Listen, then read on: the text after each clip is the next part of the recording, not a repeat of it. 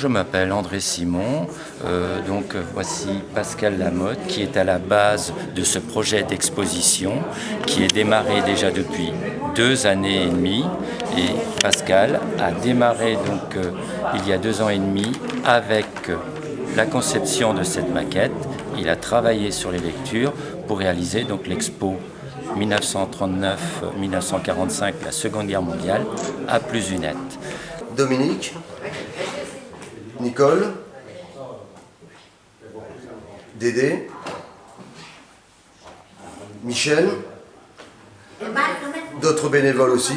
Bon, je ne peux pas citer tous les bénévoles parce que d'autres personnes viennent nous aider au niveau du montage aussi parce que c'est énormément de travail pour monter une exposition de cette ampleur. Il faut quand même être une dizaine de personnes les 2 premiers jours de montage. Bon, une exposition, ce n'est pas non plus que des panneaux, que de l'historique. Il faut aussi présenter des décors, des très beaux décors. Et on va vous expliquer un décor breton, une scène qu'on a réalisée, une cuisine bretonne. Allemaal zo cuisine hiskoos, kan goeie kloos. Dol een bank hiskoos. Allemaal zo resistant, had de kilo de brozes.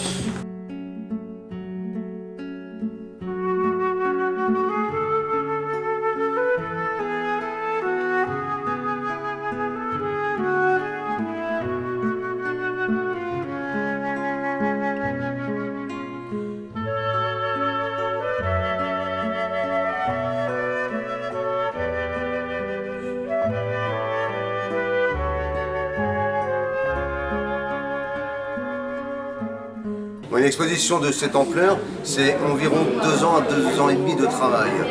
Il faut réfléchir. La première base, c'est de la lecture. Fabriquer les panneaux, les premiers, ça a été la chronologie de la guerre.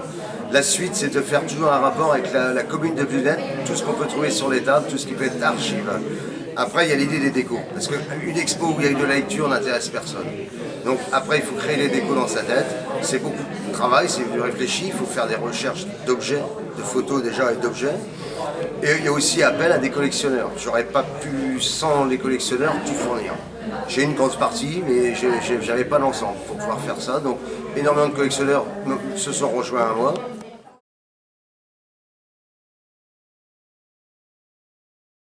Cette table présente les prisonniers en Allemagne.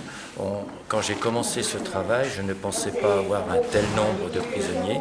Il y a 86 cartes de prisonniers, on est sûr. Quand j'ai su qu'il y avait plus de 100 prisonniers à Plusunette qui étaient dans des stalags en Allemagne, on a trouvé les cartes et on a pu les situer différemment par rapport à la position en Allemagne et aussi en Pologne. Il y en avait aussi en Pologne.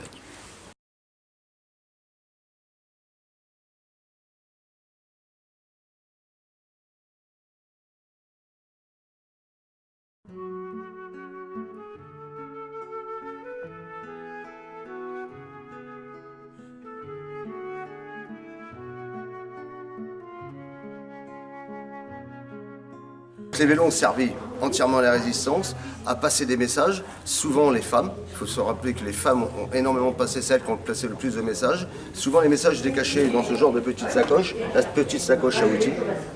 Mais il y a ce service-là, les femmes étaient moins arrêtées que les hommes, donc elles passaient plus facilement des messages d'un résistant à l'autre résistant. Les vélos ont aussi servi pour aller chercher le matériel. Il fallait récupérer le matériel parachuté. Le matériel parachuté par ces grands conteneurs, il fallait le récupérer. Donc, on ne pouvait pas y aller avec des camions, il serait fait avoir tout de suite. Donc le vélo était la chose la plus discrète.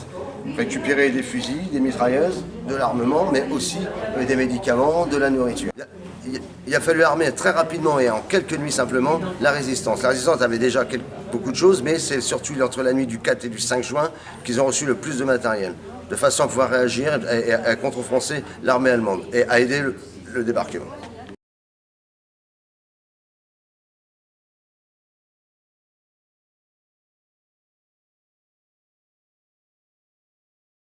Cette table présente l'arrivée des réfugiés à Plusunette.